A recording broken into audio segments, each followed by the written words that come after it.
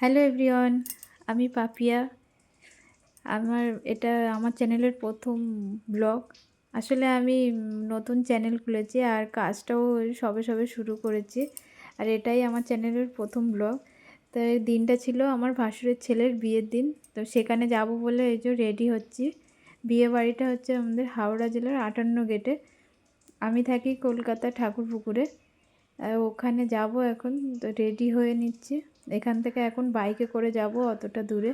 আর আমার বোন রেডি করে দিচ্ছে। আমার বোন কিন্তু কোনো মেকআপ আর্টিস্ট নয়, ও এমনি সাজাতে ভালোবাসে, ও ভালোই সাজায়। আর এই যে দেখো আমার কমপ্লিট লুক, কেমন লাগছে জানিও। এবার আমরা বেরিয়ে যাব। ওখানে অপেক্ষা করছিলো, হাজব্যান্ড ডাকাডাকি করছিলো। আর দেখো চলে এসেছি বুরুল ফেরিঘাটে। লাস্ট ফেরি ছিল এটা 7টার সময়। তো তার জন্য অপেক্ষা করছিলাম। আর আমি দেখো না কি করেছি, চুলটা যাতে না ঘাটে তার জন্য মাথায় একটা ওড়না দিয়ে নিয়েছি। যার কারণ হেলমেট পরেছিলাম, তো হেলমেট পরলে চুল ঘাটার ভয় থাকে, তো ওই জন্যই ওই ব্যবস্থা। আর এইদিকে দেখো লঞ্চ ছেড়ে দিয়েছে। আর আমার হাজব্যান্ড বলছে মেয়ে দুষ্টুমি করছে। আসলে মেয়ে খুব দুষ্টুমি করছিল, লঞ্চের মধ্যে ছোটাছুটি করছিল, তাই ওর বাবা একটু বিরক্ত হচ্ছিল।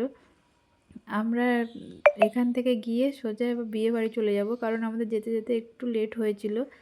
আর এই দেখো বিয়ে বাড়িতে চলে এসেছি, মেয়েটাকে শাশুড়ি মার কাছে রেখে বিয়ে বাড়িতে চলে এসেছি। আর এটা হচ্ছে আমার ভাসুরের ছেলে, আর এটা হচ্ছে ছোট ছেলে। আজকে বড় ছেলের এই বিয়ে। তো ওর সাথে একটু কথা বলছে, আর ওর সাথে কথা বলে আমি চলে গেছিলাম বউয়ের সাথে একটু দেখা করতে, কারণ আমাদের তাড়াতাড়ি বাড়ি যাওয়ার ছিল, কারণ মেয়েটাকে রেখে এসেছি ওই জন্য। এই যে দুজনেই সেম বয়স, বাচ্চা বাচ্চা ছেলে বউ। তারপর দেখা করে দেখো খেতে বসে গেছি। আর এটা ছিল আজকের মেনু। তো কেমন লাগলো জানিও।